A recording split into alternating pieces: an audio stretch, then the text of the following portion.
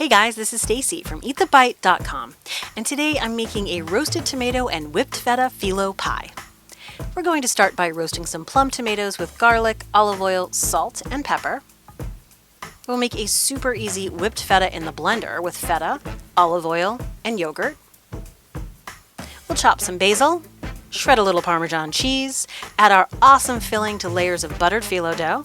Then we're going to cut it, bake it in the oven until it's golden brown, and then, of course, we'll eat the bite. So, let me show you how to make it. We'll start with the garlic. When I chop garlic, I usually slice it into rounds first and then dice it down into smaller bits from there. Then we'll set that aside in a little dish and move on to the tomatoes. I've got a bunch of plum tomatoes here, and you'll need about 8 for this recipe.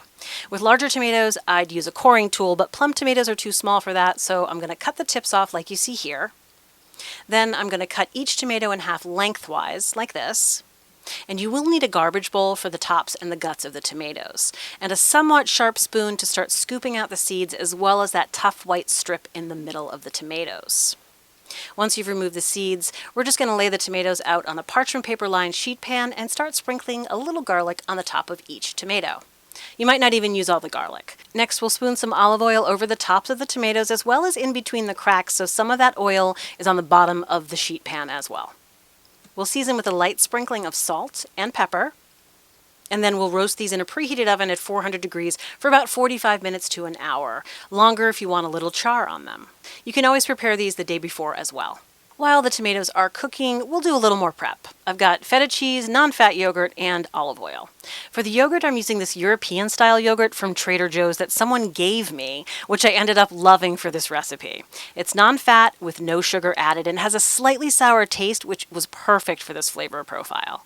So we'll take a chunk of feta, slice it into large rectangles, and then cut it down into cubes from there.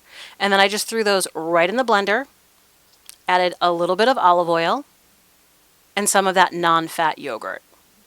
After that, you're just going to blend it up. And I did have to scrape down the sides a couple of times while blending, and ultimately you want this to be a smooth and creamy mixture just like this.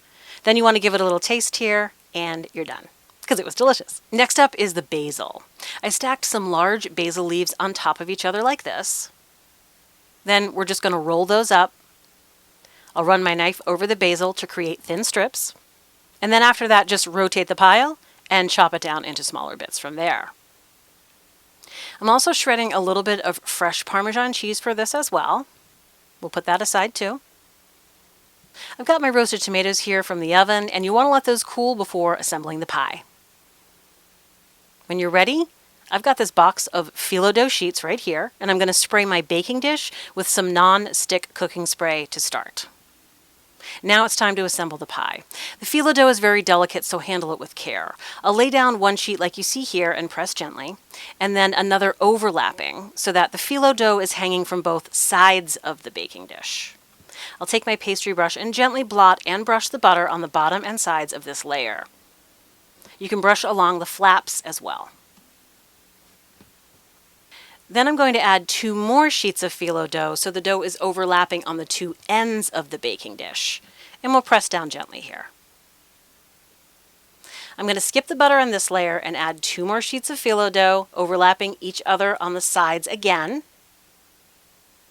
Now blot and brush butter over the layer of phyllo dough. I'm adding 1 more phyllo sheet here in the center of the baking dish, and feel free to add more if you like. Since this is a saucy kind of filling, an extra layer or 2 works well here. Now I'm going to go ahead and add the whipped feta into the baking dish, and you want to make sure you get it all scraped off the bottom and smooth it out nice and even across the bottom as well. I sprinkled the fresh shredded Parmesan cheese across the top of the whipped feta layer. Now we'll take those cooled down roasted tomatoes and place them on top of the cheese layer. 5 across and 3 down works well here. Next, a little pinch of basil on top of each tomato. After that, we're going to fold over the phyllo dough that's hanging over the sides and the ends. And once that's done, I'm adding a sheet of phyllo dough to the top like this, evenly centered. Then I'll brush that with melted butter. And after that layer is covered in butter, we're going to put another sheet on top of that and press gently again. We'll add another sheet of phyllo dough on top of that.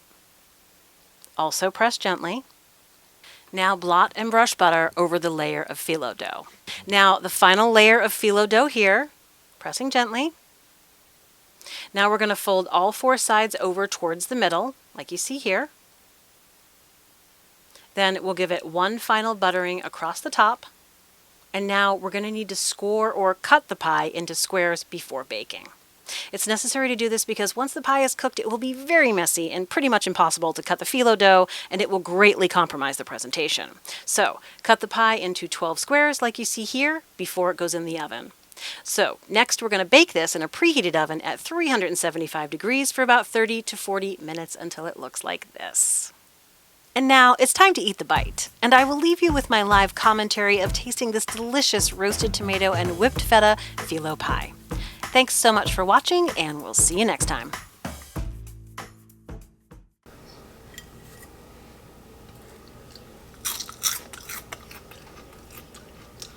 Am I recording? Yeah, I'm recording. Oh, I don't even have a fork yet. I might just eat this with my hands and no fork and knife, guys. I might do it. Oh. Oh my God. Okay. Oh, so many things are happening right now. Let it be known right now. There is no comparing putting raw tomato in this. No comparing. And roasting, taking the time to roast them ahead of time and then cooking them in here.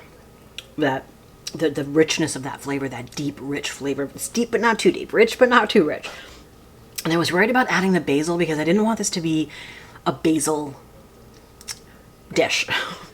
I wanted this to be a cheesy, yogurty tomato dish, which is exactly what it is. Very pleased with that crunch. Oh.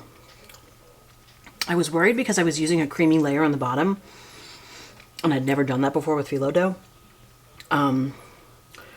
That it was going to explode. I don't know. I thought this whole thing was going to explode. I thought there was a chance that when I took it out of the oven, it was going to be exploded. But that is not what happened at all. This is so delicious. These tomatoes and that feta and that yogurt, the whipped feta, which you have to whip with yogurt, are absolutely incredible. And I was worried about being too salty, and it's not too salty. This is delicious.